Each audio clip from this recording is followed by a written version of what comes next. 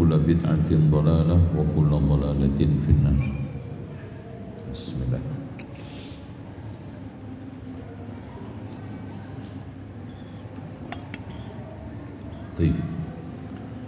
Hari ini di kajian pertama tahun baru Masehi, karena ada tahun baru Masehi, ada tahun baru Hijriah. Ya, sebagai bentuk menjalankan seremonial hidup, keberadaannya kita gunakan gak apa-apa. Untuk juga menggunakan kajian pakai apa? Pakai Masehi. Sebetulnya kalau pakai Hijriah itu karyawan lebih untung, karena Hijriah itu cepat bulannya, dan rata-rata 29,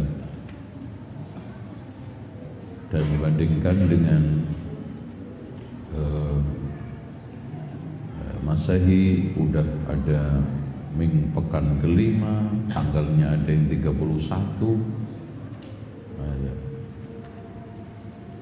Makanya Nabi Ashabul Kahfi ditidurkan oleh Allah. Di dalam surat Al-Kahfi disebutkan 300+9. Jadi kalau dihitung dari sisi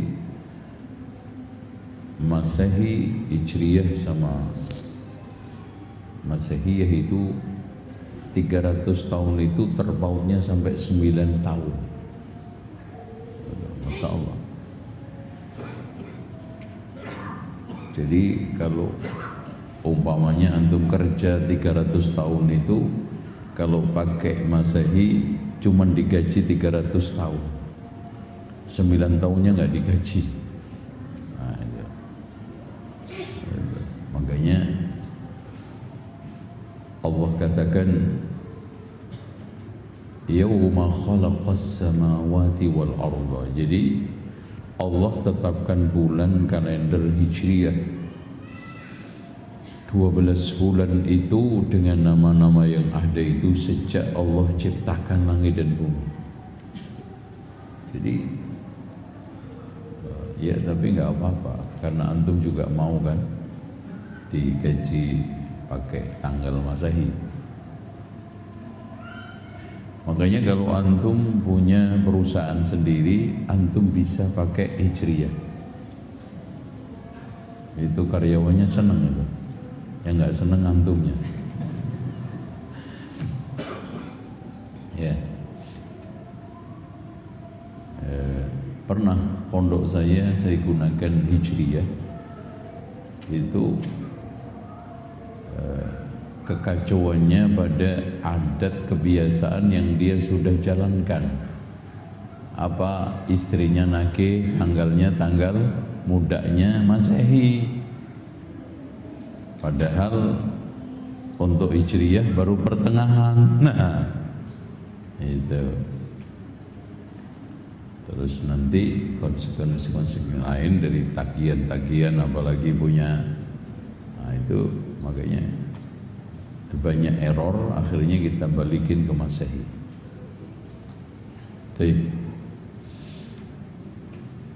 Di kesempatan ini kita akan membahas tabarruk. Jadi bab man tabarraka bi syajaratin aw hajarin wa nahwihima. Di sini ada kalimat yang dibuang karena maklum. Contoh, qul hal yastawil ladzina ya'lamuna wal ladzina la ya'lamun. Katakan Muhammad, apakah sama orang yang mengerti dengan orang yang tidak mengerti? Sama. Pertanyaan itu saking jelas jawabannya, apakah sama antara malam dengan siang? Ya jelas tidak. Makanya di sini man tabarraka bi syajaratin, siapa yang tabarruk dengan pohon, au hajarin batu, wa nahwihima atau selainnya, kalimat yang dibuang adalah faqad asyraka, maka dia telah syirik. Itu udah otomatis. Kenapa? Karena meyakini sesuatu menjadi sumber berkah dari selain Allah. Syirik.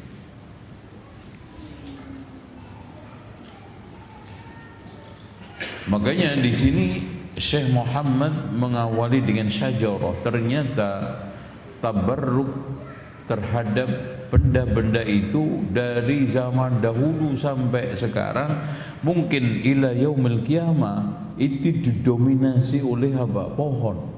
Kultus kepada pohon. Sampai pada zaman Rasulullah itu, zaman pohon aja itu dikasih sarung, gitu. Dikasih penutup, itu kayak habis sunatan.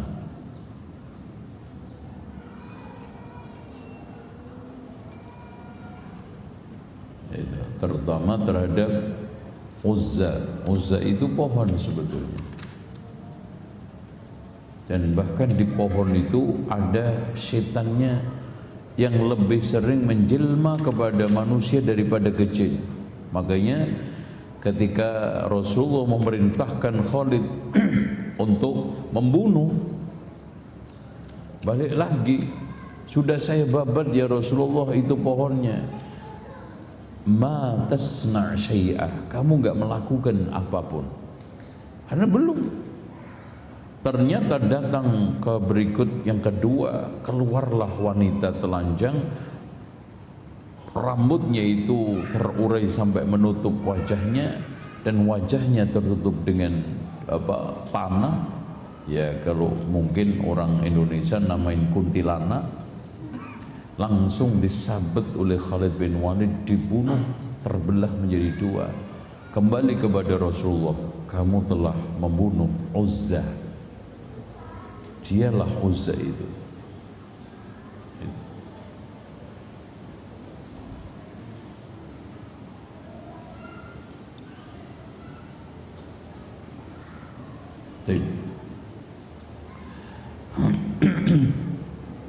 Tabarruk gimana Mas? Dilanjut nggak?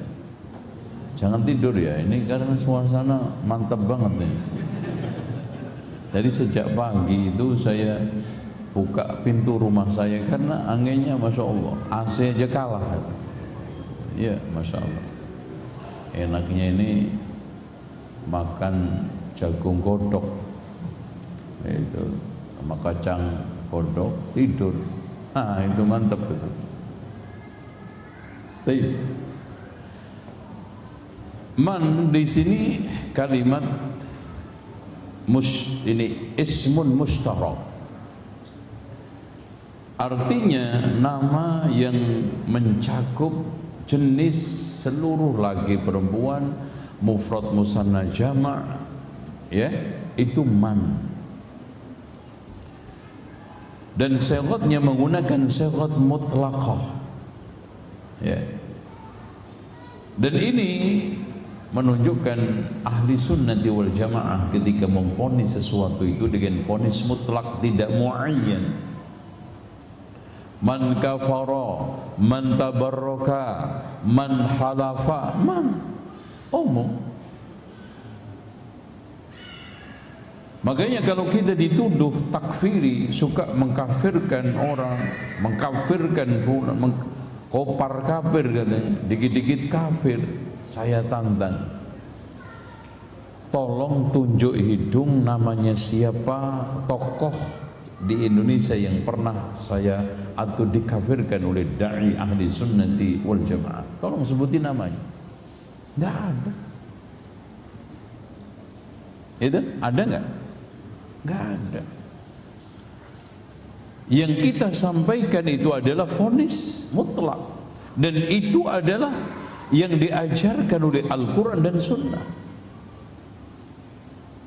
Wa man yaqtul mu'minan muta'ammidan fajazaa'uhu jahannam. Man yaqtul, man, man halafa bi ghairillahi faqad kafara aw asyrak, man. Tetapi di dalam masalah takfir atau tabdil atau tafsik orang berorang ahli sunnati wal jamaah sangat hati-hati. Makanya Rasulullah SAW mengatakan, man qala li akhihi ya kafir. Nah ini, siapa yang mengatakan kepada saudaranya si kafir fulan, faqad ba'a biha ahaduhuma, pasti akan kembali kepada salah satunya. Kalau yang memvonis tidak kafir, otomatis yang divonis, atau yang divonis tidak kafir, berarti yang memvonis. Kaidah. Makanya kalau ada yang menuduh kita itu adalah takfiri, antum tantang tolong sebutin nama orang per orang yang pernah dikafirkan oleh ustadz-ustadz ahli sunnati wal jamaah, ustadz-ustadz yang sekarang mengusung dakwah salafiyah. Tolong sebutin dari masa ke masa yang mereka menuduh Syekh Muhammad ibnu Abdul Wahab adalah takfiri. Tolong sebutin mereka yang pernah divonis pada zaman Syekh Muhammad ibnu Abdul Wahab. Kalau sekarang mereka menuduh Ibnu Taimiyah adalah cikal bakal, bahkan di antara mereka mengatakan biang kero, takfiri, tolong sebutin tokoh mana yang pernah dikafirkan oleh Imam Ibnu Taimiyah secara nama. Nggak ada itu. Tapi itulah mereka, Pak. Tapi sebaliknya, betapa mudahnya mereka itu menyesatkan kita, ya, menuduh kita, ya, mengatakan ini itu aneh. Dan bahkan dengan mudah juga mereka itu menghalalkan darah kita. Itu ajib. Makanya betul kata Imam Ibnu Taimiyah, ahlus sunnati yahkumuna, Masya Allah. Bentar. Antum dengar nggak? Masih dengar?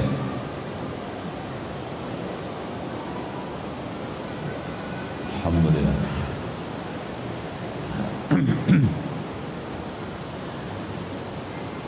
Ahlus sunnah yahkumuna bil ilmi wal adli wal insaf, la ka hali ahli al bid'ah yahkumuna bil jahli wal dhulmi wa ghair al insaf. Jadi ahli sunnati wal jamaah itu memvonis orang lain itu dengan ilmu, adil dan objektif. Sementara ahli bid'ah itu memvonis orang lain dengan kebodohan, kezaliman dan tidak objektif. Jadi itu antum temui di tataran realita. Coba contoh aja, Pak. Betapa sering mereka itu menggulirkan, katanya kita ngerebut masjid. Faktanya yang paling sering ngerebut masjid siapa? Cek di lapangan. Dan kita tidak pernah rebutan masjid. Apanya yang direbut? Wong itu wakaf, dijual nggak bisa, apalagi diwariskan kepada anak cucu. Kita hanya menjalankan perintah Allah, innama ya'muruna masajidallahi man amana billahi, innama ya'muru masajidallah. innama ya'muru masajidallahi man amana billahi wal yawmil akhir wa aqamas salah wa ataz zakah wa lam yakhsha illallah. Sesungguhnya orang yang paling patut memakmurkan masjid Allah adalah orang yang beriman kepada Allah, hari akhir, menegakkan salat, membayar zakat, dan tidak takut kecuali kepada Allah. Itu aja. Kita tidak melakukan kecuali hanya menunaikan titah kewajiban bahwa seorang mukmin laki-laki itu wajib ke masjid. Mereka mengatakan sunnah minimal atau fardu kifayah, itu pun salah tafsir sehingga jarang ke masjid. Realitanya, faktanya cuman itu. Karena kita berkeyakinan sholat jamaah itu adalah wajib, sehingga paling sering di masjid, paling memakmurkan masjid, terdepan di dalam saf-saf sholat, sementara mereka absen, nuduh ngerebut masjid. Sesekali mungkin di antara mereka yang awamir itu pengen kajian, kita undang ustaz, kemudian ngadakan kajian, alhamdulillah difasilitasi. Lagi-lagi dituduh mulai ngerebut masjid. Dalilnya, satu, kajiannya mereka aja. Dua, yang datang dari luar, tidak dari komplek kita. Permasalahannya memang bapak dilarang datang. Permasalahannya kita udah umumkan, kita buka, bapak yang nggak datang. Salahnya di mana itu? Terus mereka menggulirkan statement yang membingungkan jamaah, di mana apa? Sholat jamaah itu fardu kifayah. Ketika ditanya apa yang dimaksud bapak fardu kifayah, yang penting ada sekelompok orang sholat, yang lainnya gugur. Itu definisi siapa, Pak? Imam Syafi'i nggak pernah buat definisi fardu kifayah seperti itu. Dalilnya, Imam Syafi'i tidak pernah absen dari sholatul jamaah. Bahkan ketika kena penyakit wasir, ambeien, yang darahnya itu mengucur dari arah belakangnya, dilihat oleh salah satu muridnya, Imam Syafi'i masih ke masjid. Tapi Syafi'i, mereka-mereka yang mengklaim awamir Syafi'iyah ini, mengatakan katanya sholat jamaah itu fardu kifayah. Apa itu? Yang penting ada sekelompok orang, yang lainnya gugur. Yang sekelompok itu pun aneh, muadzin, imam, marbot, ama orang nyari saudaranya belum ketemu, tidur di masjid ngelengkapin sholat subuh 4. Yang lainnya gugur. Ketika si tokohnya itu ditanya, yang gugur siapa, Pak? Saya. Kok dia yang gugur? Bahkan, Pak, ada masjid besar di komplek padat penduduk, semuanya gugur. Itu. Alhamdulillah kita datang ke masjid. Kita yakin karena Rasulullah mengatakan, man sami'an nidaa wa lam ya'tihi fala salata lahu illa min udrin. Barang siapa yang mendengarkan azan tidak datang, maka tidak ada salat baginya kecuali karena uzur. Itu aja. La salata li jaril masjid illa fil masjid. Tidak ada salat bagi tetangga masjid kecuali di masjid. Dan para ulama menegaskan tetangga itu 40 samping kanan kiri, depan belakang 40 rumah. Sekomplek kena itu. Tapi lagi-lagi fardu kifayah. Oke. Kita kembali lagi, man tabarrok. Tabarrok dari kalimat tabarroka, ya tabarraku, tabarrukan, min aslil kalimah barokah. Kenapa dikatakan barokah? Barokah li'annahu kasirul khairi, karena melimpahnya kebaikan dan kemanfaatan. Makanya segala sesuatu yang banyak kebaikannya, banyak manfaatnya, itu namanya barokah. Contoh, ada orang punya uang 1 juta, tapi subhanallah anaknya tiga-tiganya ngikutin tahfidz, terus kemudiannya nurut, sekolahnya juga rajin, ya, dengan biaya 1 juta cukup itu. Bahkan sekolahnya lancar, TPA-nya lancar, tahfidznya juga lancar, cuma 1 juta, 1,5 juta. Dan bandingkan ada orang yang gajinya 15 juta Pak, anaknya nggak ada yang hafal Al-Quran, nggak barokah berarti.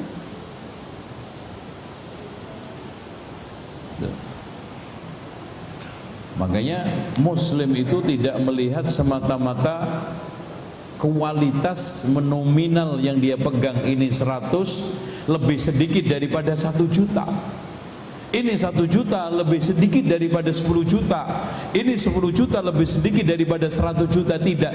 Tapi kemanfaatan yang dihadirkan, kebaikan yang dilahirkan, dan berbagai macam karunia-karunia Allah yang diberikan dari uang tersebut. Sehat enggak? Soleh enggak? Manfaat enggak? Istri antum tenang enggak? Pikiran hati antum tenang enggak? Anak antum enggak? Soleh enggak? Itu yang menjadi masalah. Jadi antum jangan berkutat pada nominal. Selalu bahasanya kalau 100.000 lebih sedikit daripada 1 juta. Untuk apa? 1 juta tidak menghasilkan manfaat apa-apa, tapi 100.000 membuatkan antum itu menjadi orang bahagia, tenang. Itu Masya Allah Pak. Ada cerita di luar negeri, dapat lotre judi 265 miliar, habis menjadi pemulung lagi. Itu lihat. Coba bayangkan antum memiliki 250 juta, antum bisa membuat usaha kecil-kecilan UMKM, sebagian antum gunakan untuk membangun rumah, sebagian lagi antum simpan untuk nyekolahkan anak, barokah. Makanya kalau kita hanya melihat nominal, hanya melihat ember, orang yang sekarang ini ambil keran kotor dan bersih, otomatis lebih cepat penuh embernya daripada yang cuman sekarang kecil air bersih, apalagi RO itu, ya. Antum lihat yang apa, mesin apa itu Pak, mesin penyulingan apa, air yang antum minum itu loh, dari keran dipasang mesinnya, yang antum minum berapa? Kecil, yang terbuang Masya Allah. Jadi antum jangan meremehkan yang bermanfaat ini. Ternyata yang antum minum itu dari aliran yang kecil itu, tapi manfaat. Yang sekarang melihat antum lihat melimpah ruah, ternyata terbuang dari keran tersebut. Makanya kalau ada orang yang mengatakan begini, kenapa ya Pak ya, orang kafir itu orang-orang terkaya di dunia rata-rata kafir, orang-orang kaya rata-rata kafir, Muslim nggak ada. Antum jangan mengukur seperti itu. Ukurlah dari kemanfaatannya, ukur dari keberkahannya, ukur dari kesehatannya. Antum jangan cuma lihat air keran yang keluar, nggak peduli kotor sama bersih. Dan wajar Pak, orang yang menada ember dengan keran air kotor ya ditada, air bersih yang ditada lebih banyak, lebih cepat dapat daripada cuma nunggu yang bersih. Tuh, barokah. Nah, man tabarrok, kalau begitu sudah menjadi tafa'ala, artinya tolabul barokah, mencari keberkahan. Coba bayangkan Pak, ada di antara kaum muslimin sampai hari ini mencari keberkahan ke pohon, ke batu, cincin, batu. Kadang-kadang Masya Allah matanya digedein, karena diyakini itu akan mendatangkan keberkahan di rizkinya, keberkahan di dalam jabatannya. Ya, syajarah, batu, bahkan yang lainnya, wa nahwihima. Makanya dari sekalian ada satu kaidah tabarruk, ngalap berkah. Di dalam masalah tabarruk ngalap berkah, kita harus yakin sumber seluruh keberkahan adalah Allah. Makanya wa tabarakallahu ahsanul khaliqin. Wa tabarakallah berarti sumber seluruh keberkahan itu hanya Allah. Dengan demikian kita sampai pada kesimpulan, kita tidak boleh menyatakan suatu berkah tanpa pernyataan berkah dari Allah. Dengan demikian kita mengatakan ini berkah karena dinyatakan oleh Allah dan Rasulnya berkah, dan kita nyatakan ini tidak berkah karena tidak ada pernyataan, tidak ada dalil, tidak ada statement, tidak ada kaidah yang menyatakan perkara itu berkah. Dan tolong dicamkan, andaikan sekarang sudah ada dalil yang menyatakan tempat itu berkah, waktu itu berkah, benda itu berkah, perbuatan itu berkah, dan sosok itu berkah, termasuk ulama, nabi, sosok barokah. Kita harus ada satu lagi kaidah, kita tidak boleh tabarruk, ngalap berkah ke benda-benda, sesuatu yang dianggap berkah itu, kecuali dengan cara yang telah dituntunkan oleh Allah dan Rasulnya. Contoh Ka'bah barokah, caranya tawaf. Gak boleh sekarang tabarruk dengan Ka'bah, ngusap-ngusap kopiah di dinding, katanya supaya barokah. Nanti kalau dipakai kopiahnya ganteng. Ada yang ambil surbannya digosok-gosok. Apakah cara ini berdalil? Kalau iya kita lanjutkan, kalau tidak stop. Masjid juga begitu, barokah, sepakat. Allah jadikan masjid adalah tempat berkah, tapi cara tabarruk masjid, sholat, iktikaf, terus apa lagi? Terus apa lagi? Kajian. Majtama'a qaumun fi baitin min buyutillah. Tidaklah ada sekelompok kaum yang ngumpul di rumah di antara rumah Allah. Begitu juga ya, kita nyatakan di dalam hal apapun, Arafah itu barokah. Tapi cara tabarruk kita apa Pak? Wukuf. Makanya kalau tidak tanggal 9 Dzulhijjah, Arafah itu tanah seperti tanah yang lain. Kalau antum nggak percaya, sekarang anak tantang, coba antum wukuf tanggal 1 Ramadan. Nah, antum anak wukuf deh, daripada nanti tanggal 9 Dzulhijjah padet. Nggak bisa. Arafah, Mina, Muzdalifah. Jadi hadirin sekalian, caranya juga harus mengikuti dalil. Menyatakan bahwa perkara, benda atau sesuatu itu barokah harus dengan dalil, cara tabaruknya juga dengan dalil. Dan segala sesuatu yang barokah itu ada yang terkait dengan waktu, seperti Ramadan itu barokah. Bahkan bulan-bulan haram termasuk Rajab itu barokah. Tetapi cara tabaruk waktu itu sudah diajarkan oleh Allah. Ramadan puasa. Itu. Tempat, ada Masjidil Haram, ada Masjid Nabawi, ada Masjidil Aqsa, barokah. Bahkan diunggulkan di seluruh masjid seluruh dunia. Tapi cara tabaruknya apa? Salatun fi masjidi hada, salat di masjidku ini. Salat. Masjidil Haram juga salat. Tawaf, ini Ka'bah, tawaf. Safa Marwah, sa'i. Itu cara tabarruknya. Begitu juga ulama adalah barokah, ustadz adalah barokah, kiai juga barokah. Tapi cara tabaruknya apa? Diambil ilmunya, bukan dicium-cium tangan nyampe infeksi, ketemu aja ngesot-ngesot. bekas minumannya diminum. Siapa? Dalil mana yang sekarang menunjukkan kita cara tabarruk kepada ustadz, kiai, ulama dengan meminum bekas airnya, dengan nyalamin tangan sampai infeksi? Tabarruk tokoh ulama adalah dengan mencari ilmu, menuntunkan sosok-sosok akhlaknya seperti itu. Ya.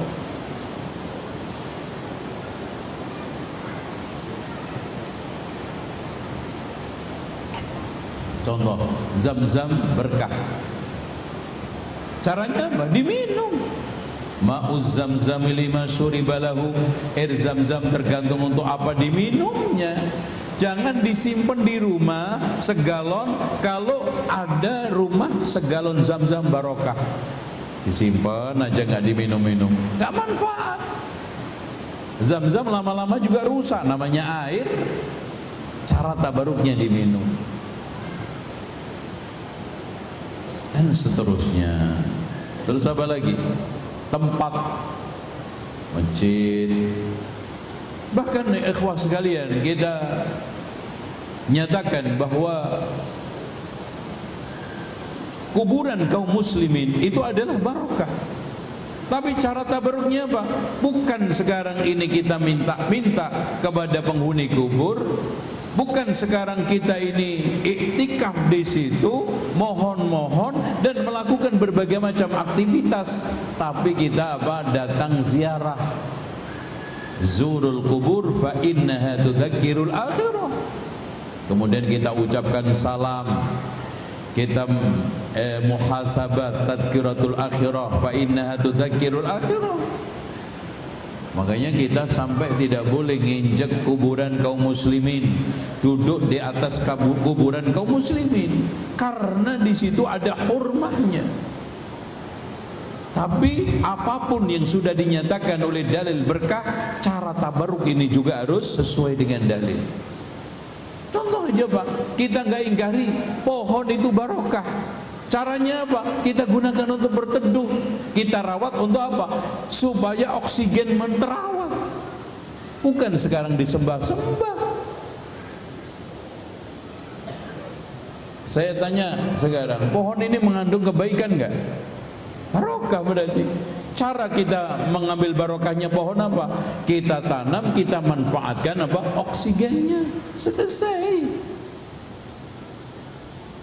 Yang kita pertanyakan, yang kita persoalkan, yang selalu kita jadikan sebagai bahan kajian adalah cara-cara untuk mengambil berkah. Barang-barang, benda-benda, sesuatu barokah itu sesuai dalil enggak? Amal, ada enggak yang berkah? Ada. Ya, amal soleh, takwa, iman barokah. Sholat itu barokah. Cara sholat untuk mendatangkan keberkahan apa? Sallu kama ra'aitumuni usolli. Itu Pak. Dengan demikian, man tabarraka bi syajaratin aw hajarin aw nahwihima faqad asyraka, maka dia telah syirik. Kenapa? Karena dia telah menjadikan sumber berkah yang itu datang dari selain Allah, dan segala sesuatu yang kita nisbatkan kepada selain Allah yang itu hanya milik Allah adalah syirik. Bahkan dikatakan oleh Syekh Abdul Aziz bin Baz di dalam syarat kitab tauhidnya, mengatakan termasuk syirkul akbar. Man tabarraka bi syajaratin aw hajarin wa nahwihima.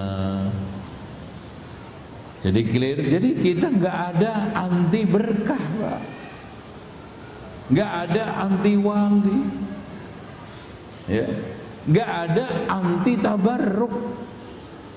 Bahkan tabarruk itu dianjurkan dengan cara kepada benda yang itu ada dalilnya bahwa berkah, dan dengan cara yang diajarkan oleh Allah dan Rasulnya untuk tabarruknya. Ka'bah barokah, dalilnya jelas, caranya tawaf. Air zam-zam barokah, dalilnya ada, caranya diminum. Masjid berkah, Dalilnya ada. Caranya apa? Sholat, tawaf, tahiyatul masjid. Gunakan untuk kajian. Bahkan Al-Quran ini adalah barokah. Mana Al-Quran? Al-Quran berkah enggak? Kitabun anzalnahu ilaika mubarakun liyadabbaru ayati. Allah telah tegaskan kitabun anzalnahu ilaika mubarak, sebuah kitab yang kami turunkan kepada Muhammad mengandung berkah. Caranya apa? Dicium-cium, digantungin di depan pintu, dipakai kalung. Ada yang pakai kalung Quran Istanbul buat maling supaya bisa ngilang. Enggak, dibaca, dihafal, direnungkan, diimani, diamalkan. Itu dapat berkah.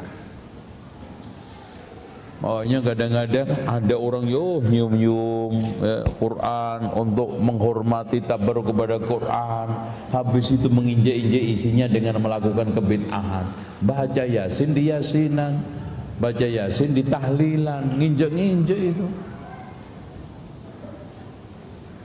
Karena kitabun anzalnahu ilaika mubarak, caranya apa? Dibaca, dihafal, direnungkan, diimani, diamalkan, enggak ada lain.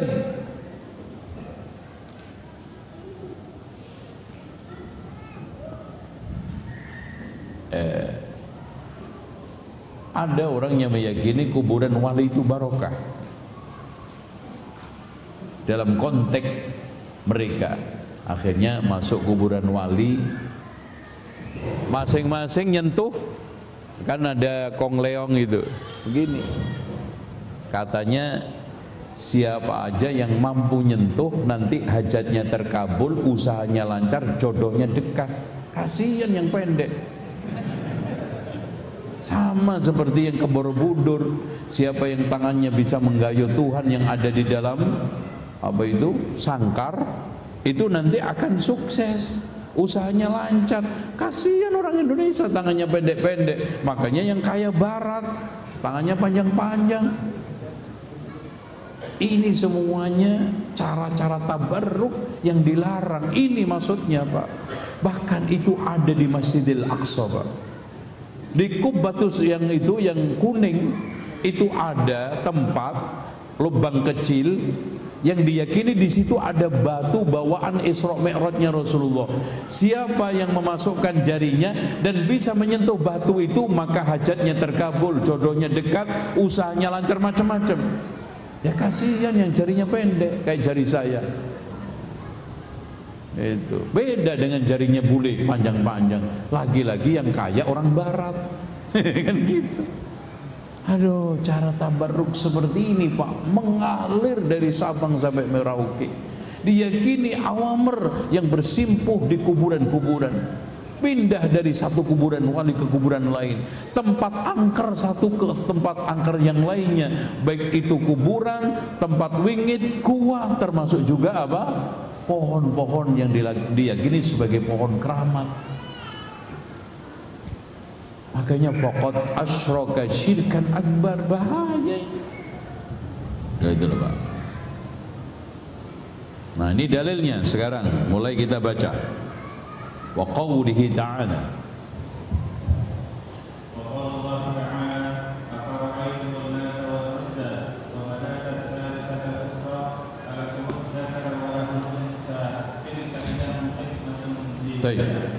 أفرأيتم اللات والعزى ومناة الثالثة الأخرى ألكم الذكر وله الأنثى تلك إذا قسمة ضيزى إن هي إلا أسماء سميتموها.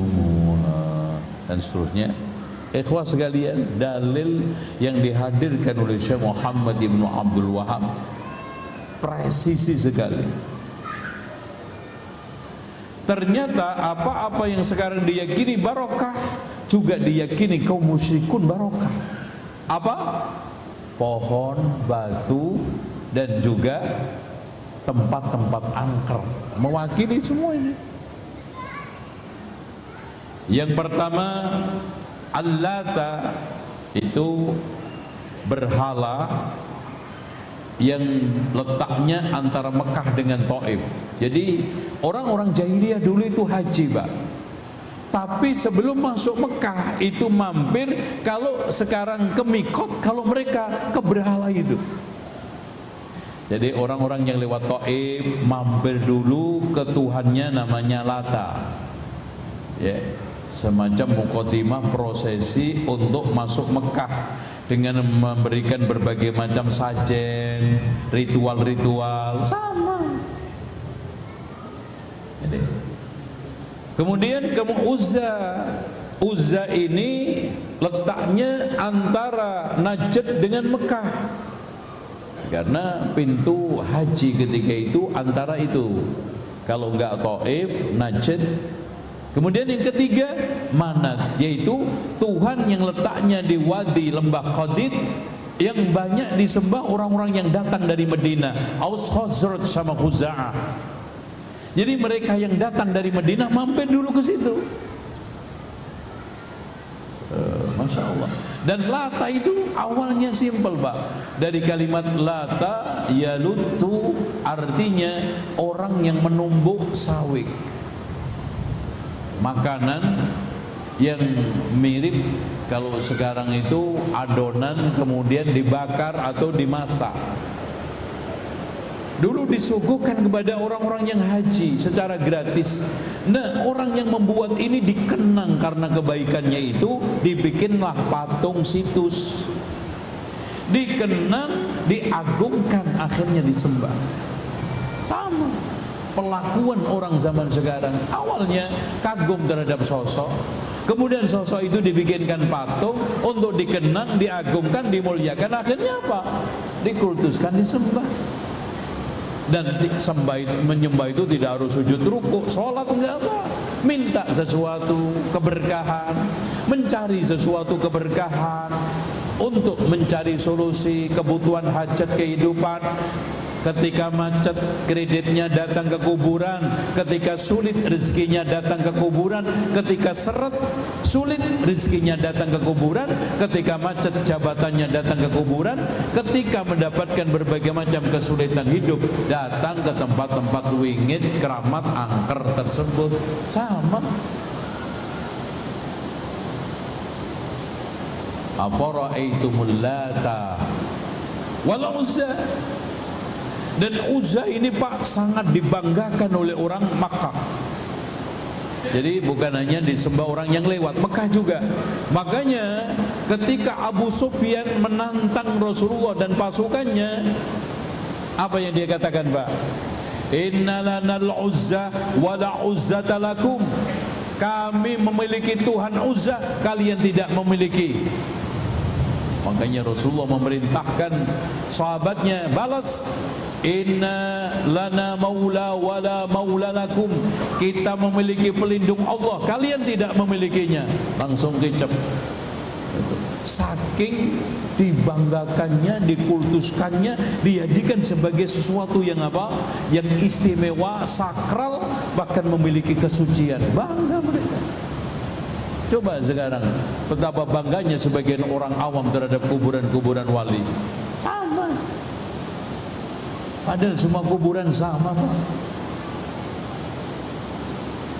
Sama enggak semua kuburan? Sama. Kenapa? Karena kuburan itu beda dengan alam kubur. Makanya orang yang mati dimakan buaya punya enggak alam kubur? Orang yang mati gosong sampai jadi arang abu punya enggak alam kubur? Punya, meskipun enggak punya kuburan. Karena alam kubur dengan kuburan itu beda. Makanya argumen yang bisa mematahkan bapak saya dulu yang akhirnya berhenti aktivitas ziarah Wali Songo itu, minta duit. Saya katakan, Abah mau ngelihat kuburan aja, kenapa jauh-jauh pakai bayar, naik bus, masuk angin, capek. Belum lagi nanti kecelakaan. Di belakang rumah tuh ada kuburan. Selesai. Sampai rumah tuh banyak kuburan, gratis lagi, nggak bayar. Ya bedanya apa? Kan di sana kita mendoakan wali. Apakah harus datang ke kuburan kalau mendoakan? Kalau memang begitu, doa saya dari Jakarta ke Jawa Timur nggak nyampe ke Abah. Harus datang. Kapan anak bisa mendoakan orang tuanya? Kenapa? Karena yang mendengarkan itu bukan penghuni kuburan. Yang mendengarkan itu siapa? Ud'uni astajib lakum, Allah. Makanya ke kuburan manapun, kata Rasulullah, la tusaddur rihal illa ila thalathati masajid. Tidak boleh kita itu mengadakan tur perjalanan, memanjat kendaraan termasuk juga mobil, kecuali ke 3 masjid. Termasuk kuburan Rasulullah, Pak. Dilarang. Makanya kita itu ziarah kubur karena masuk konteksnya ziarah Masjid Nabawi. Kalau kuburan Rasulullah tidak boleh syaddur rihal, kuburan para anbiya tidak ada syaddur rihal. Dan Masya Allah, Pak, hebatnya ini Rasulullah, tidak ada satu hadis pun yang menyebutkan keutamaan ziarah kubur Nabi. Masya Allah, itu hebatnya Rasulullah. Supaya apa? Tidak terjadi kultus, supaya cocok dengan permintaan Rasulullah sendiri yang mengatakan, Allahumma la taj'al qabri wasanan yu'bad. Ya Allah, janganlah engkau jadikan kuburanku ini berhala yang disembah. Klop jadinya. Dan Pak, kalau seandainya menziarahi kuburan Rasulullah ada keutamaan, Masya Allah, kayak apa itu? Masjid Nabawi itu dindingnya bisa jebol itu. Dan pemerintah nggak bisa menghalangi karena keutamaan. Siapa yang bisa melihat kuburanku begini-begini? Siapa yang bisa? Waduh, nuntut itu. Pagar harus dirobohkan karena nggak bisa melihat kuburan Rasulullah. Ini harus dihilangkan karena kita tidak bisa ini itu. Alhamdulillah, nggak ada satupun, kata Imam Ibnu Taimiyah, tidak ada satupun dalil, hadis, ayat secara spesifik yang menyebutkan keutamaan ziarah kuburan Nabi. Kalaupun ada, antara dhaif dan palsu. Di antaranya, man hajja walam yazur qabri faqad jafani. Barang siapa yang haji tidak menziarahi kuburanku, maka dia telah menelantarkanku. Maudhu palsu. Alhamdulillah. Makanya pernah saya pertama kali umroh bimbing, ya masih imut, masih muda lah. Ya dikiranya juga jamaah mungkin mutawif. Nyelonong aja si mutawif ceramah. Ya kan suka gitu kan. Ada yang ceramah di bis ngasih tausiah kan itu. Ya tiba-tiba menyampaikan hadis, man zara man hajja walam yazur qabri faqad jafani. Wah, itu hadis paling laris di karangan Awamr. Habis dia ceramah ini, saya panggil, Mas, ini Mas, antum dapat hadis dari mana?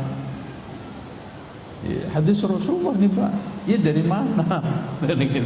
Coba sebutin kitab Kutubus Sittah, ada enggak? Kalau dulu masih belum ada ini ya, browsing-browsingan. Kalau sekarang bisa di browsing. Udah ngeyel akhirnya. Anda bilang itu palsu Mas. Sudah gini aja deh, kita jamaah ini umroh pakai dolar asli, hati hadis palsu. Udah deh, pulang aja loh. Ini jamaah pakai dolar asli semua. Ente kasih hadis palsu. Nah itu kayak gitu. Bahkan mereka itu ngeyel. Wa manat namana, itu tadi. Kalau Uzza itu berhala yang dikultuskan orang-orang Taif yang datang lewat Taif. Kalau sekarang Lata wal Uzza orang-orang dari Najd itu sekarang Riyadh. Dan kalau sekarang Al-Manat dari Mannan itu datang dari Madinah. Dikultuskan orang-orang Khazraj, Aus dan Khuza'ah. Dan Allah tegaskan alakumudz zakar. Ini culasnya. Pak, seandainya Lata, Uzza, Manat ini betul anak Allah, ini merupakan satu cara-cara pembagian yang tidak adil. Enak aja, yang laki kamu ambil, yang perempuan kasih Allah. Seandainya Pak, Allah itu butuh anak dan dikasih yang laki-laki aja gak mau, apalagi yang cewek. Nah, itu. Makanya Lata itu cewek, cowoknya, lakinya ilah. Al-Uzza itu perempuan, lakinya Al-Aziz. Dan Manat itu perempuan, lakinya Al-Mannan. Jadi mereka itu punya laki perempuan. Makanya Allah katakan, alakumudz dzakaru walahul untha. Tilka idzan qismatun dhiza, ay al-jur wa dzulm. Ini pembagian yang zalim. Itu ya. Wallahu a'lam bissawab. Sekarang langsung ke hadis Rasulullah Pak, supaya kita bisa tuntas. Wa an Abi Waqid Al-Laitsi. Yang lainnya memperhatikan.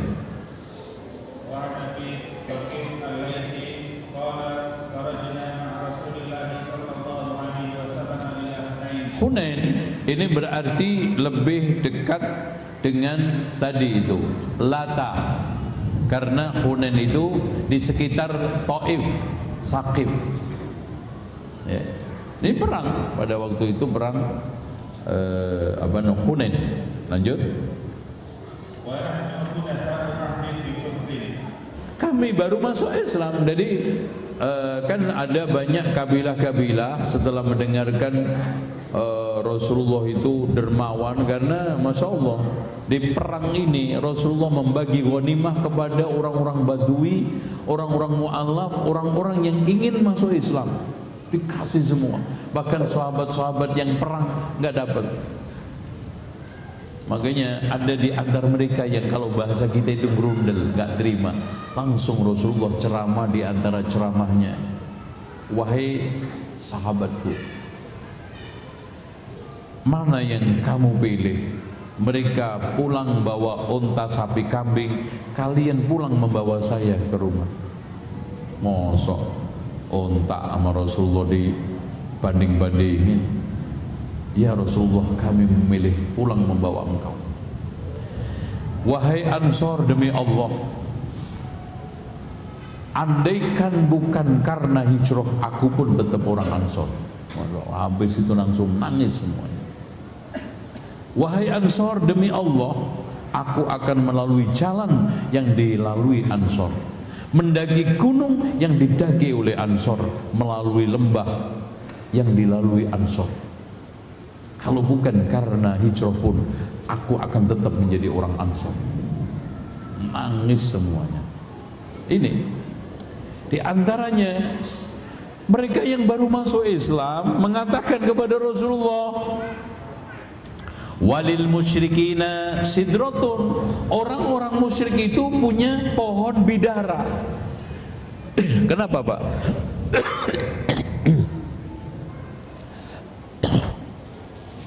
Kenapa pohon bidara?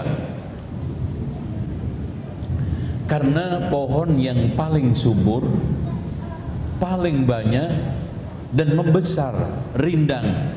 Dan itu bagi orang-orang Arab Badui adalah memiliki nilai plus. Dibuat naungan, buahnya juga enak buat berteduh, dan kadang bentuknya juga indah dan eksotik, sehingga apa? Disembah kadang.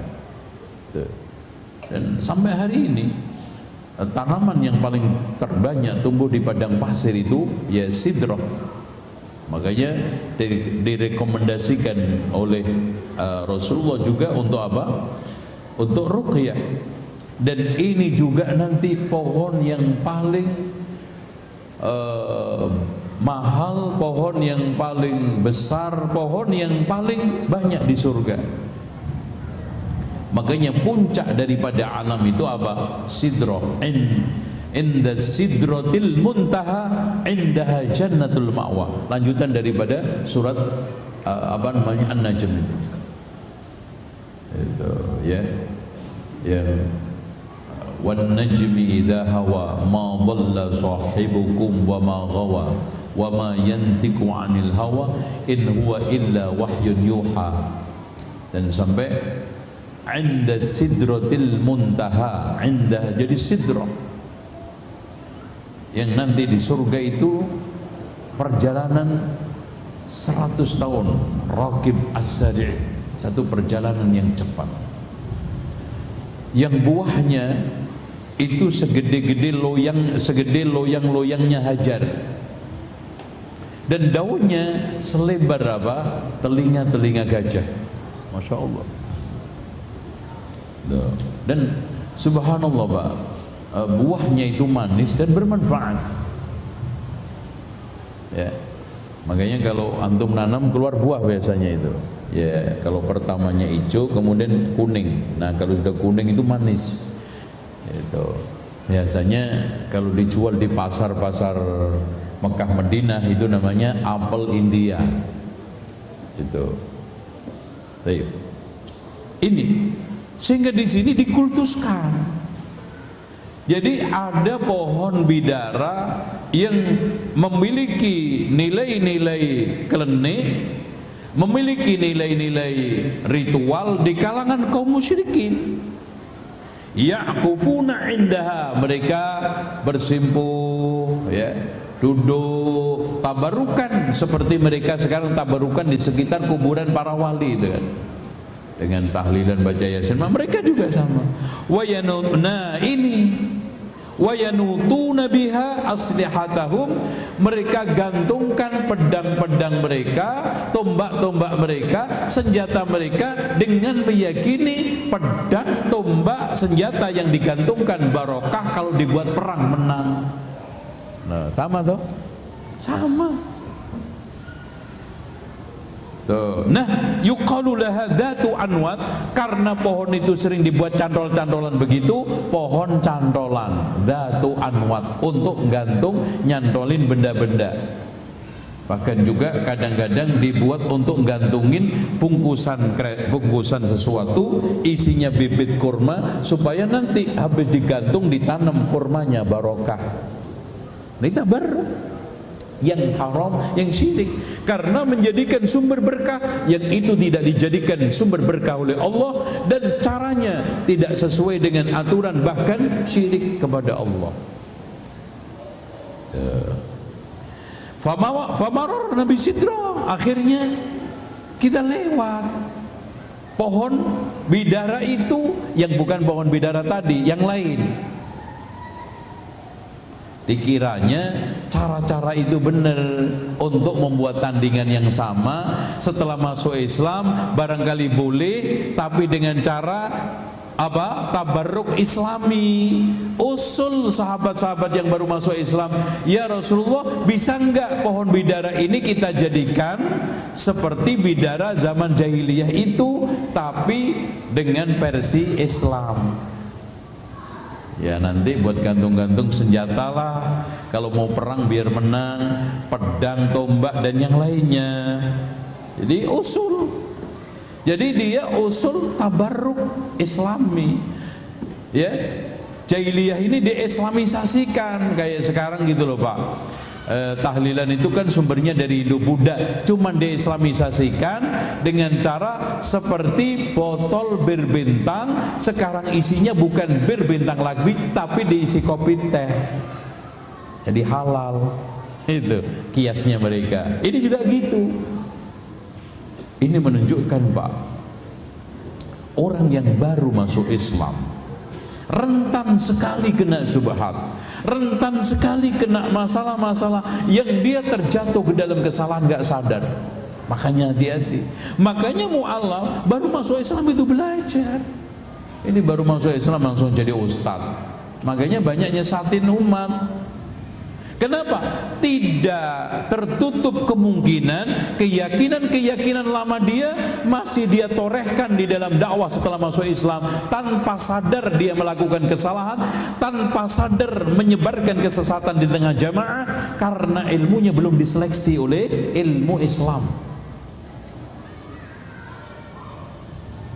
Makanya belajar, karena may yuridillahu bihi khairan yufaqihu fiddin.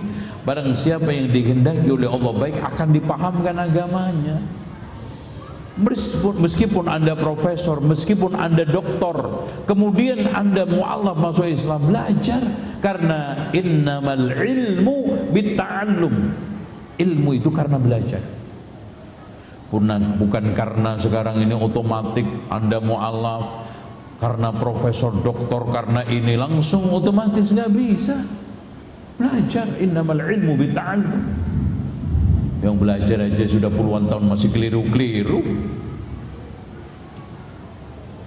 Begitu juga, makanya ulama-ulama itu memerintahkan siapa saja yang punya latar belakang syirik, khurafat, bid'ah, maka hendaknya hati-hati menghindari amalan-amalan yang mirip meskipun itu tidak bid'ah, agar tidak terjerumus kepada keyakinan awal. Contoh apa? Contoh apa, Pak? Kok nggak ada yang ngasih contoh? Pulang aja deh. Contohnya apa? Duh, halo. Contohnya apa? Ayo. Kalau tahlil jelas ya. Contohnya apa?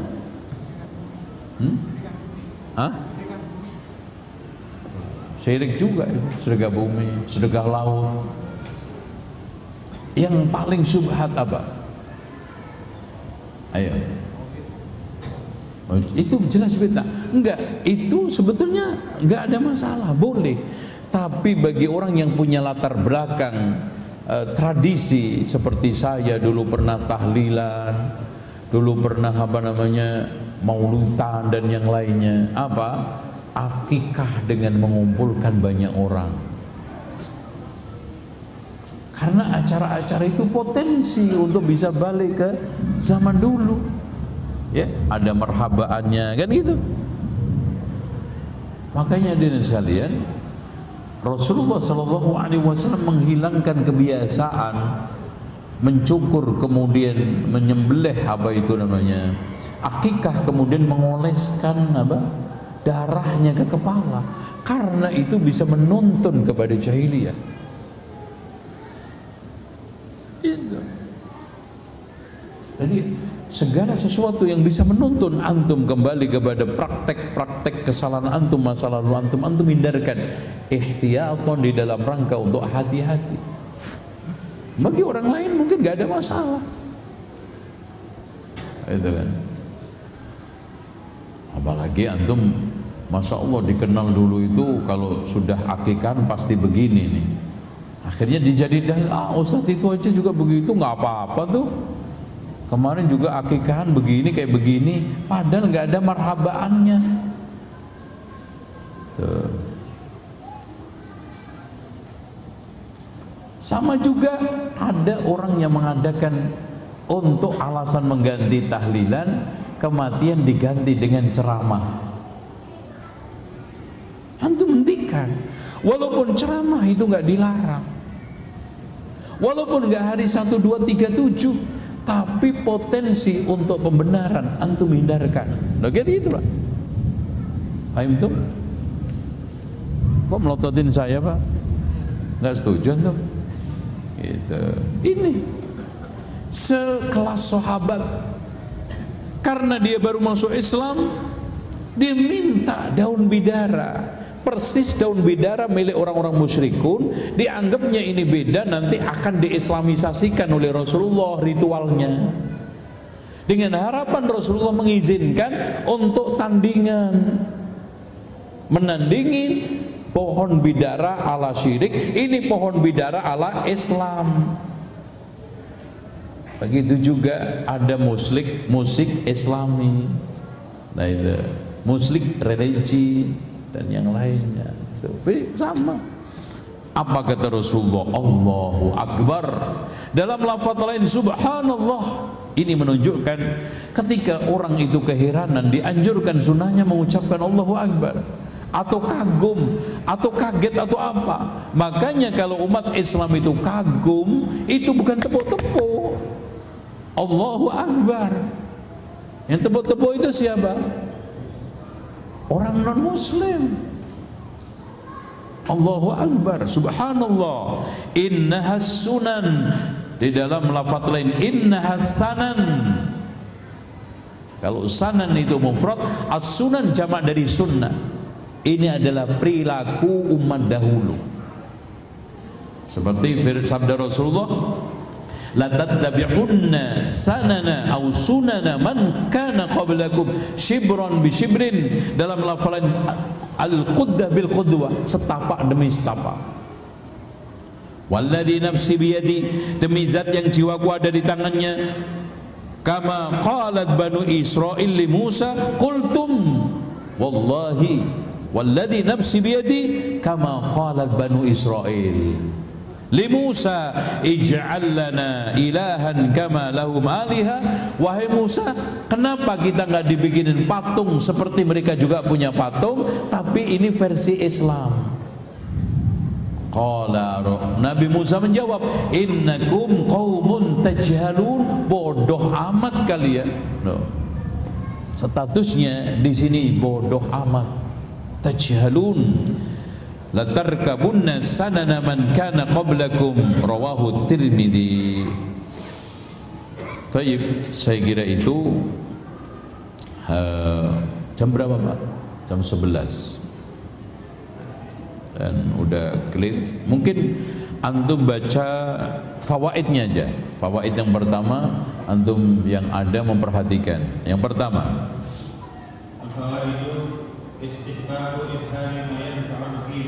tayyib, ikhwas sekalian, antum harus menangkal sesuatu yang menimbulkan kecurigaan, suudzon, ghibah.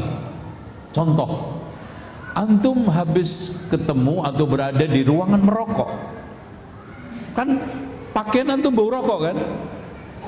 Antum ketika ketemu orang lain, maaf Pak, orang lain bisa, wah bau rokok nih, wah jangan-jangan rokok nih Ustaz, ini jangan-jangan ini termasuk min ashabid dukhan, min ashabil ukhdud. Karena apa? Bau rokok. Antum, maaf Pak, tadi saya baru ketemu, bahkan pelukan sama perokok, jadi nempel semua. Jadi badan saya semuanya, bahkan saya tadi itu subhanallah naik bus Pak, semua ngerokok.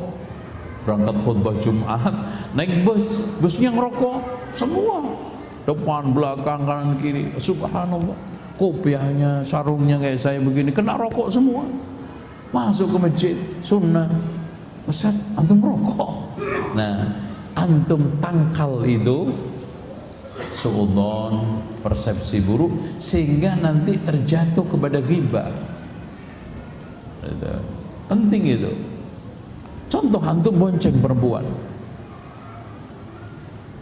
itu antum harus jelasin, Pak, Mas, antum belum kawin loh, siapa yang antum gonceng tadi?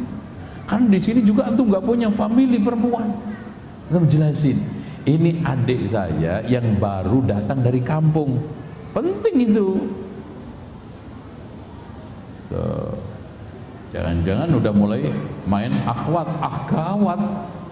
Itu kan gitu, suudzon. Itu. Antum gonceng lagi perempuan, masya Allah Mas, antum gonceng perempuan nggak pakai jilbab, bahkan rambutnya panjang. Mana? Enggak.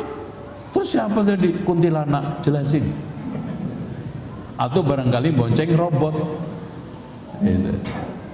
Jelasin antum, karena bisa mendatangkan suudzon.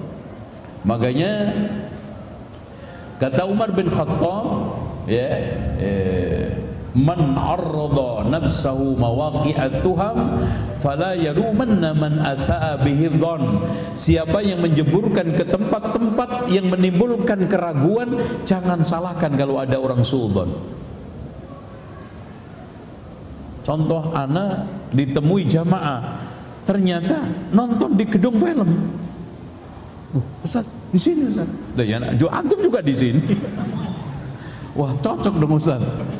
Suudzon dia, anak jamaah maklum, tapi Ustaz kan. Nah, tuham, tertuduh antum. Jelasin. Anak kesini dalam rangka menguji iman. Hebat. Ini Ustadz hebat, jadi imannya udah nggak selevel lagi kalau diuji di masjid, sudah diuji di diskotik gedung film. Itu sudah kelas wali kutub. Lanjut sekarang nomor 2.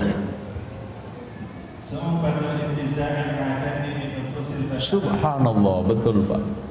Sulitnya orang itu melepas tradisi. Ini bukan hanya dulu, sekarang, bukan hanya sekarang, dulu. Makanya sering saya kritik, Pak, kalau budaya tradisi semua ini dinisbatkan kemudian kepada Islam. Subhanallah Pak, budaya daerah ini berapa banyak. Sumatera punya budaya, Jawa punya budaya, Sulawesi punya budaya, belum India punya, dinisbatkan ke Islam semua. Nggak muat ajaran Islam Pak. Ujung-ujungnya yang kalah siapa? Ajarannya, yang dominan tradisinya. Antum cek sekarang kawinan, yang menonjol ajaran apa budaya? Yang menonjol ajaran syariat apa adat? Adat. Syariatnya tinggal apa? Akad tok. Oh, dari awal sampai akhir adatnya. Jenazahan, yang syariat berapa? Sekelumit. Loh, cuman mandiin, ngafani, sholat, ngubur, tapi tradisinya Masya Allah apa aja. Tradisi pasti lebih dominan dan syariat pasti kalah. Kenapa? Karena sulitnya orang menghilangkan kecanduan tradisi. Nyandu. Tuh, nomor 3. Iktikaf itu adalah ibadah, kita tidak syariatkan kecuali dengan cara yang telah diajarkan oleh Rasulullah, di tempat yang telah diajarkan oleh Rasulullah. Contoh sekarang antum iktikaf di pos, sah nggak? Antum tawaf khusyuk di Monas, nggak bisa. Makanya ibadah itu harus terikat dalil di 6 perkara. 1 jenisnya, 2 kadarnya, 3 tata caranya, 4 tempatnya, kemudian 5 waktunya. Dan yang ke-6 yang tidak kalah pentingnya adalah apa? Jenis. Jadi kalau nggak terikat sama dalil, repot. Atau kaifiyahnya, maaf, tata caranya. Jadi jenisnya harus berdalil, contoh nadar. Terus kemudian tata caranya harus berdalil, contoh nadar naik pohon kelapa 3 hari nggak turun. Dari mana? Nadar iktikaf boleh, nadar puasa boleh, nadar sedekah ada dalilnya, nadar berjemur 3 hari berturut-turut di bawah pohon, di bawah terik matahari, mana dalilnya? Cara, kadar, penting kadar itu. Sebab yang melatar belakangi ibadah itu apa? Nah, tempat, masjid, tawaf Ka'bah, sa'i Safa Marwah, wukuf Arafah, wukuf di Gunung Kerinci, sekhusyuk apapun mardud ditolak. Sekarang itikaf di Gunung Slamet, ya hilang. Masya Allah Pak, ibadah itu sudah cantik, sudah tertib, sudah bagus. Lanjut.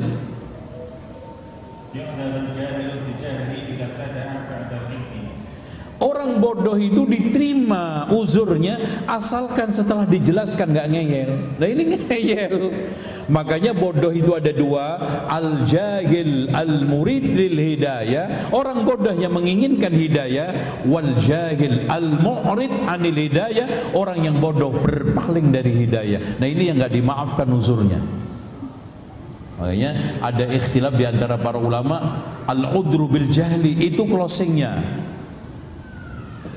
Lanjut.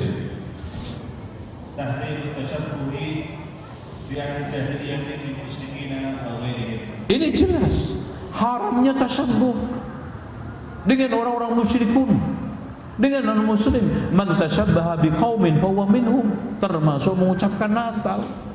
Nah ini ada ahli tafsir keblinger dicariin dalilnya.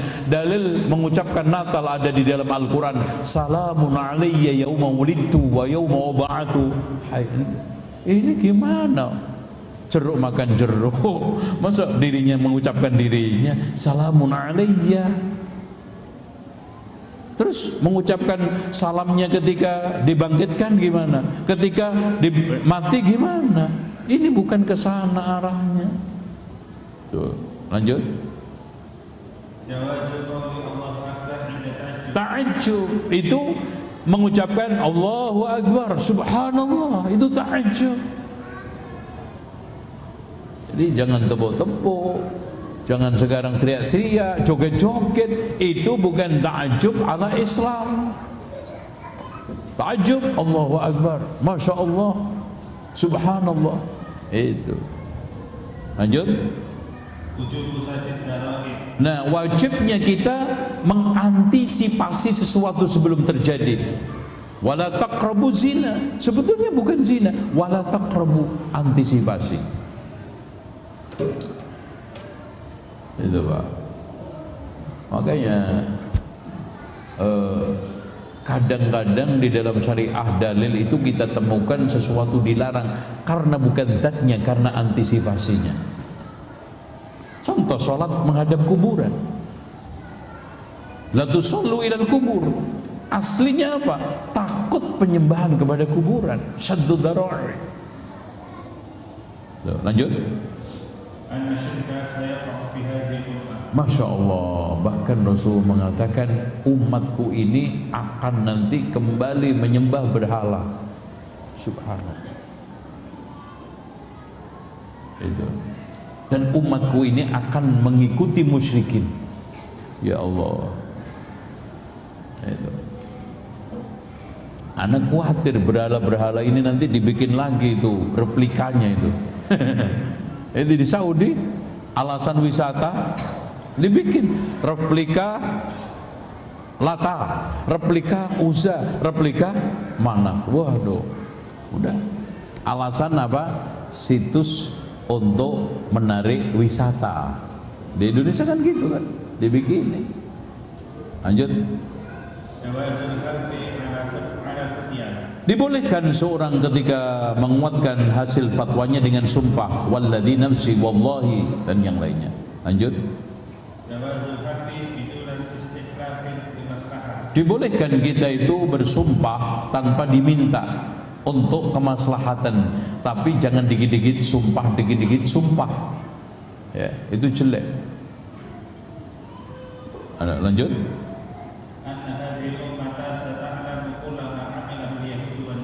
Bahkan Rasulullah mengatakan sayati ala ummati ma ata ala bani Israil hadwan na'li bin na'li law kana minhum man ata ummahum alaniyatan lakana min ummati man yaf'alu dhalika. Nanti umat ini akan meniru Yahudi dan Nasrani. Kata Rasulullah, akan datang pada umatku, akan terjadi pada umatku seperti yang terjadi pada Banu Israel, saking percisnya seperti sandal ketemu pasangannya. Antum cari sandal yang baru jepit, antum ping, persis banget. Andaikan di antara mereka menzinai ibunya terang-terangan, umatku akan niru.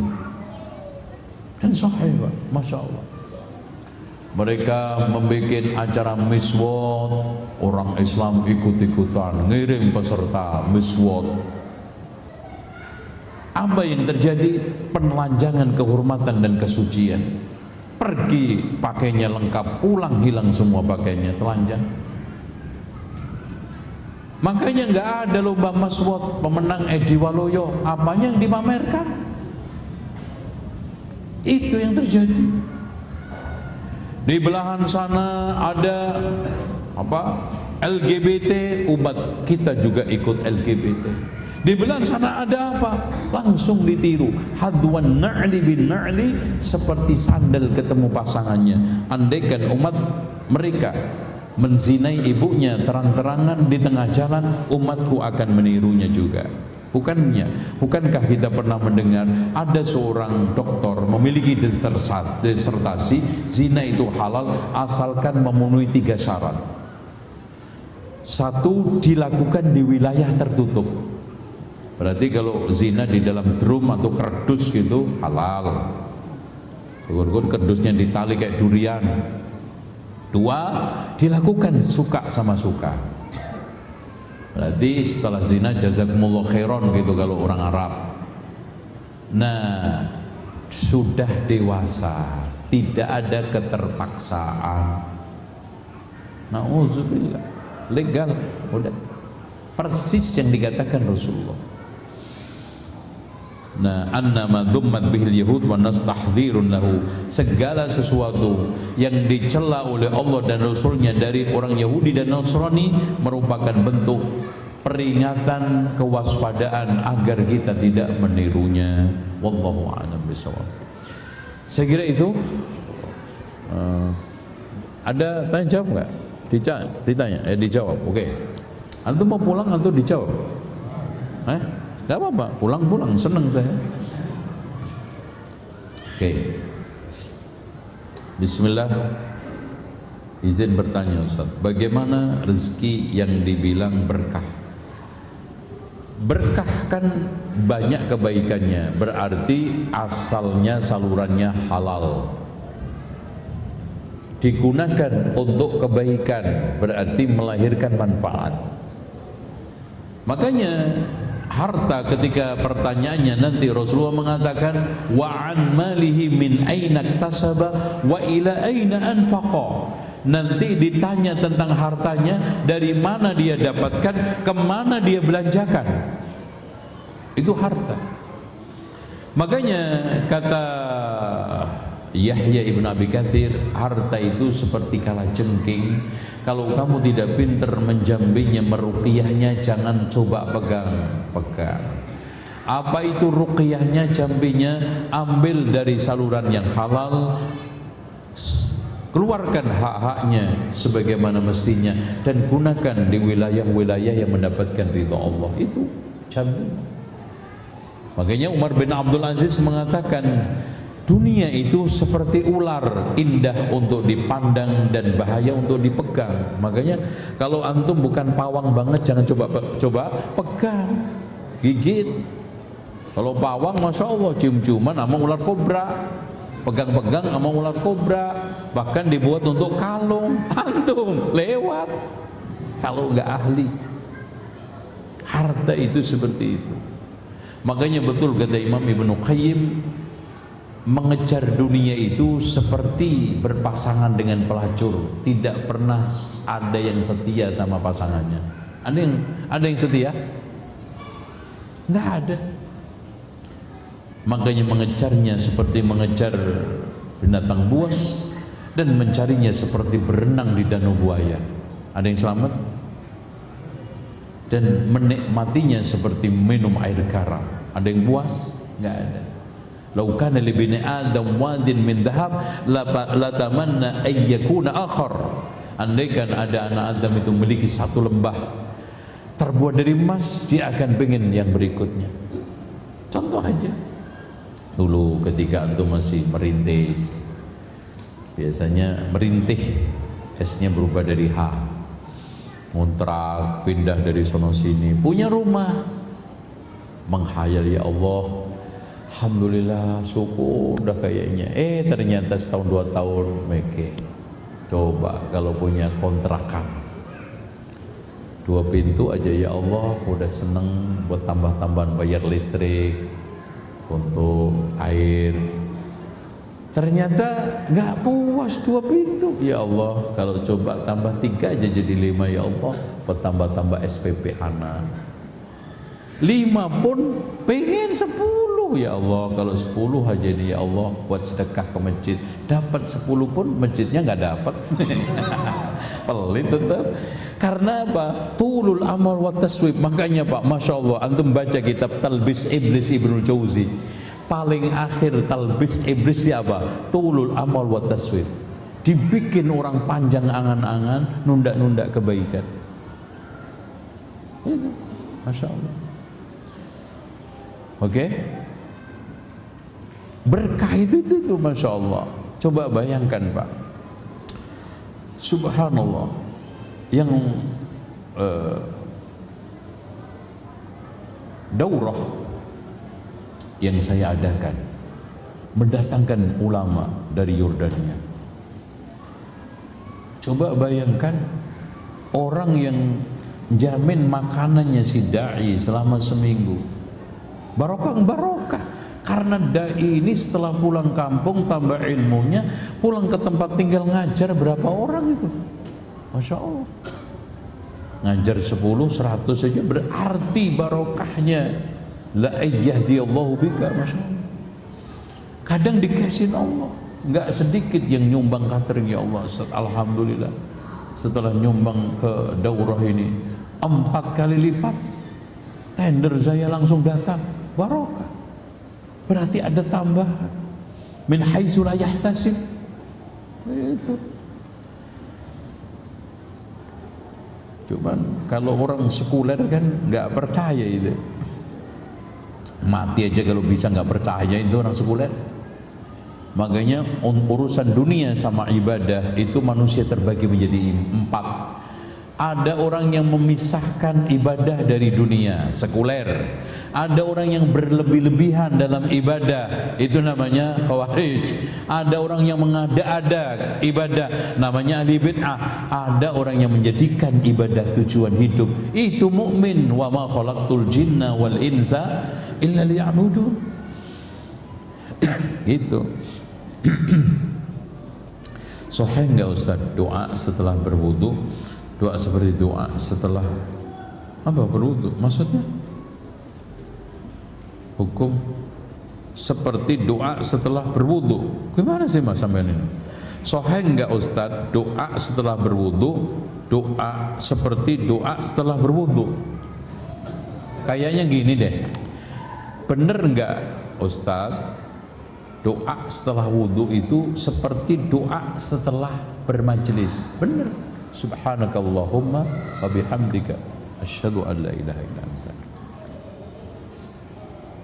Enggak tahu nih mau diralat. Bagaimana menyikapi undangan acara-acara mubah yang di dalamnya diselingi doa bersama, tahlil zikir? Ya antum tolak.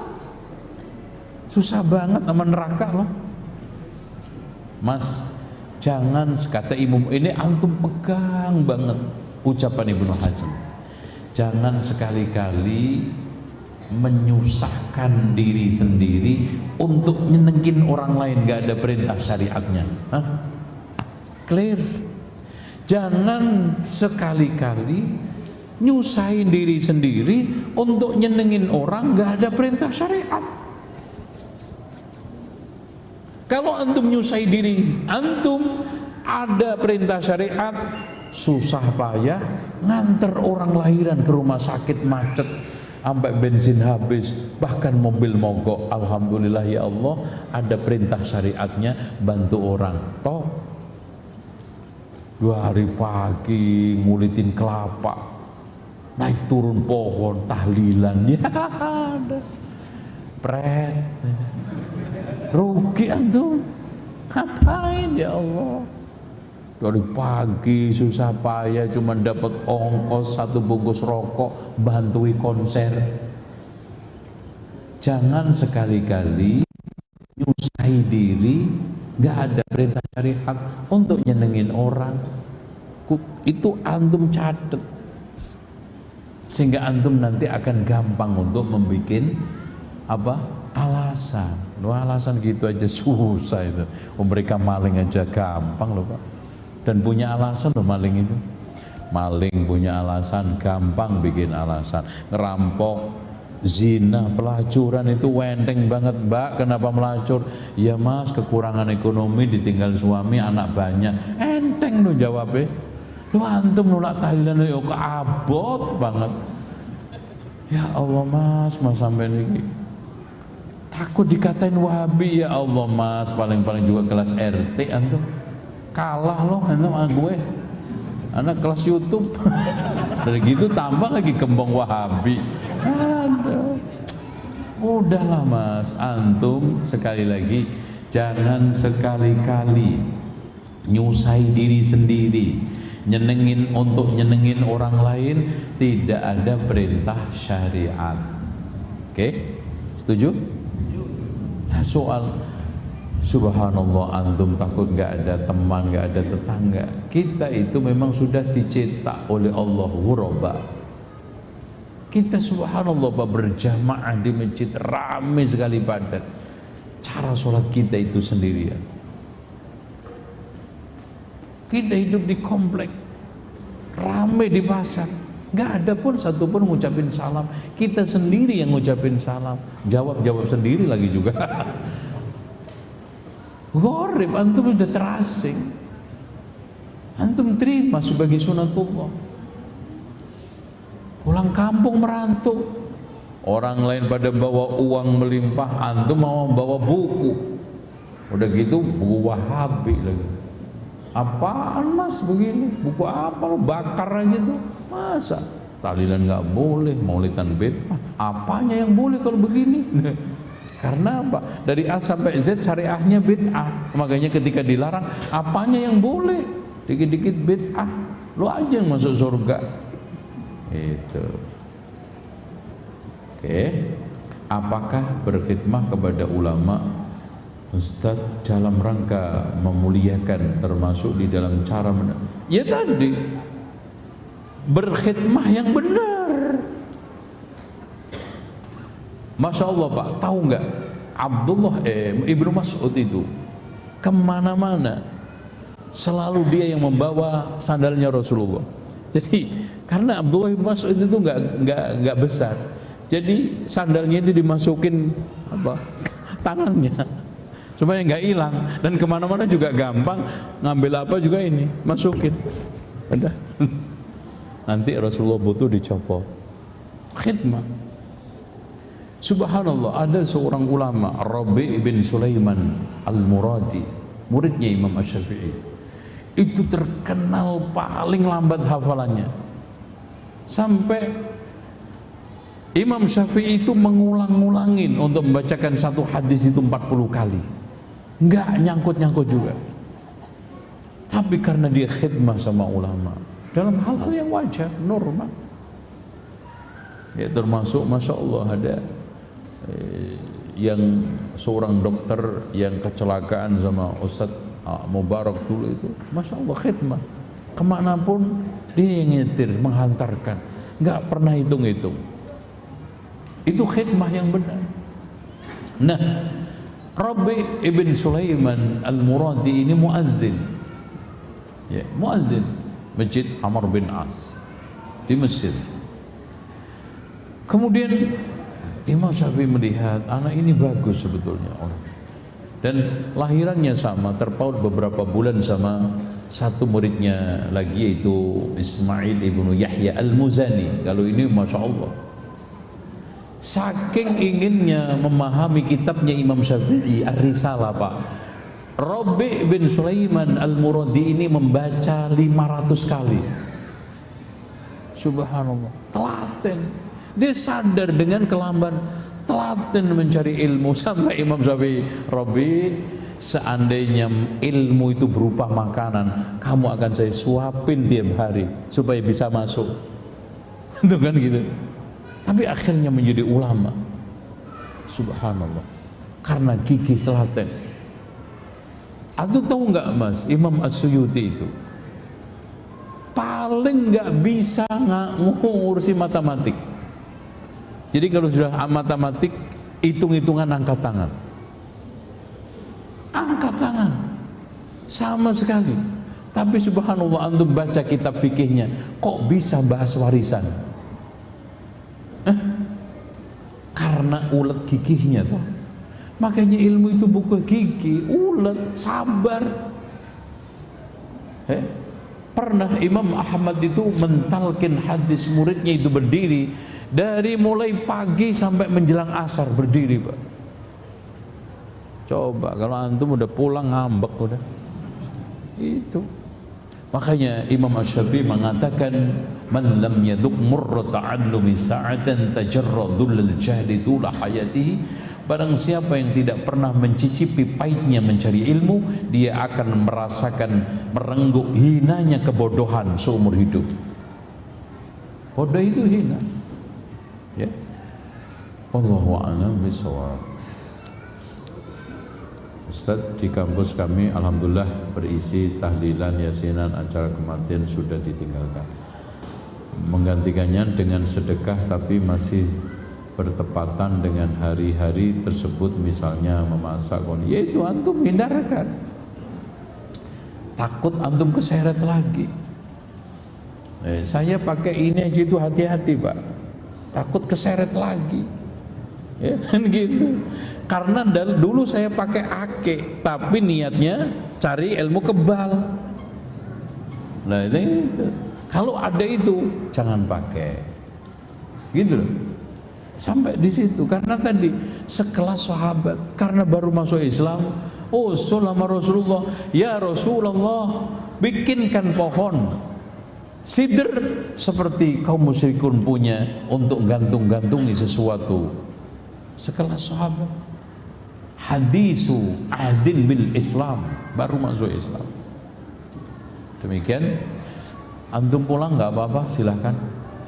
Ya, kita akhiri insyaallah dengan doa kafaratul majlis. Subhanakallahumma wa bihamdika asyhadu an la ilaha illa anta astaghfiruka wa atubu ilaik. Wa sallallahu ala Muhammadin wa ala ali Muhammad walhamdulillahi rabbil alamin. Wassalamu alaikum warahmatullahi wabarakatuh.